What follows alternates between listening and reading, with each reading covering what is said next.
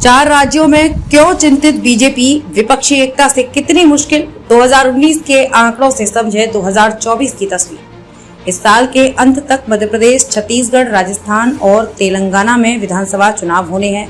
Party को खोने के लिए तेलंगाना में कुछ नहीं है, लेकिन एमपी में उसकी सत्ता है, जिसे वो हर हाल में बरकरार रखना चाहेगी। कर्नाटक और हिमाचल प्रदेश विधानसभा चुनावों में हार के बाद से केंद्र की सत्ताधारी भारतीय जनता पार्टी सचेत हो गई है। आगामी लोकसभा और विधानसभा चुनावों के लिए ताबड़तोड़ बैठकों का दौर जारी है।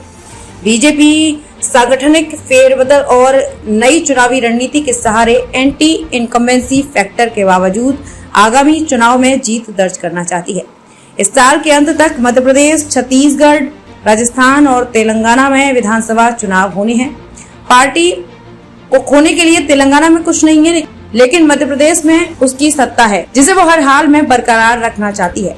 वहीं राजस्थान और छत्तीसगढ़ में कांग्रेस को हराकर फिर से सरकार बनाना चाहती है, लेकिन बदली सियासी परिस्थितियों में ये राह इतनी आसान भी नहीं है। असेंबली चुनाव क्यों अहम?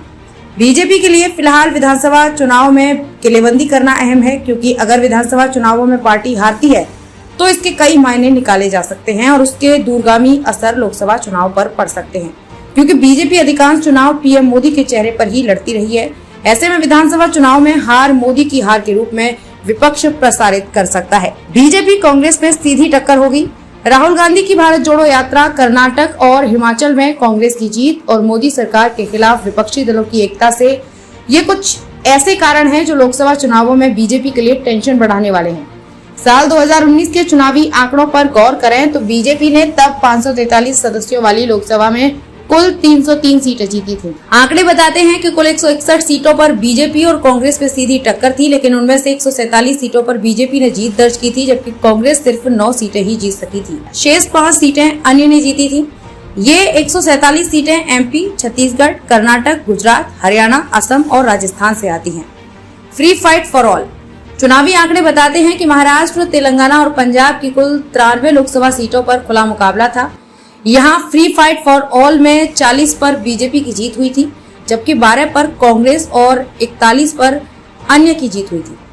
पहलवानों के आंदोलन और किसान नेताओं के आंदोलन की वजह से जाट बहुल हरियाणा, पश्चिमी यूपी, पंजाब और राजस्थान में बीजेपी को मुश्किल हो सकती है। हालांकि पार्टी को भी इन संकटों का आभास है और ताबड़तोड़ मैराथन बैठकों से इसका हल या सियासी कट निकालने की दिशा में कदम बढ़ा रही है। इसी क्रम में अंदरूनी खींचतान के बावजूद बीजेपी ने राजस्थान में वसुंधरा राजे के नाम को आगे कर दिया है।